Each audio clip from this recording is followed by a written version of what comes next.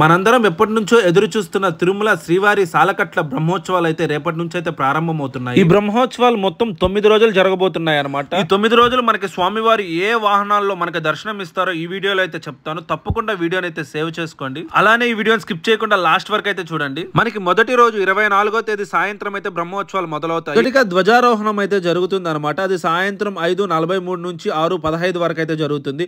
అలానే అదే రోజు రాత్రి 9 గంటల నుంచి 11 వరకు అయితే పెద్ద శేష వాహనం మీద అయితే స్వామివారు మనకి దర్శనం ఇస్తారు. రెండవ రోజు వచ్చేసరికి 25వ తేదీ ఉదయం 8 గంటల నుంచి 10 గంటల వరకు అయితే చిన్న శేష వాహనం మీద అయితే స్వామి దర్శనం ఇస్తారు మనకి. అదే రోజు సాయంత్రం 7 నుంచి 9 వరకు అయితే హంసవాహనం మీద అయితే దర్శనం ఇస్తారు. మూడవ రోజు 26వ తేదీ ఉదయం 8 నుంచి 10 గంటలకు అయితే సింహవాహనం మీద అయితే మన దర్శనం ఇస్తారు. అదే రోజు రాత్రి 7 నుంచి 9 వరకు అయితే ముత్యాల పందిరి వాహనం మీద అయితే స్వామివారి దర్శనం ఇస్తారు. 27వ తేదీ 4వ రోజు ఉదయం 8 నుంచి 10 గంటలకు అయితే కల్పవృక్ష వాహనము, అలానే అదే రోజు రాత్రి 7 నుంచి 9 వరకు అయితే సర్వభూపాల వాహనం మీద అయితే స్వామివారు మనకైతే దర్శనం ఇస్తారు. 28వ తేదీ 5వ రోజు ఉదయం 8 నుంచి 10 గంటలకు అయితే మోహిని అవతారంలో అయితే స్వామివారి దర్శనం ఇస్తారు. అదే రోజు రాత్రి 6:30 నుంచి 11:30 వరకు అయితే స్వామివారు అయితే గరుడ వాహనం మీద అయితే మనకి దర్శనం అయితే ఇస్తారు. 29 6వ రోజు ఉదయం 8 నుంచి 10 గంటల వరకు అయితే హనుమంతుని వాహనం మీద అయితే దర్శనం ఇస్తారు. ఆ రోజు సాయంత్రం 4 గంటలకు సర్వరథము పైన, అలానే సాయంత్రం 7 గంటల నుంచి 9 గంటల వరకు అయితే గజావాహనం మీద అయితే స్వామివారు దర్శనం ఇస్తారు.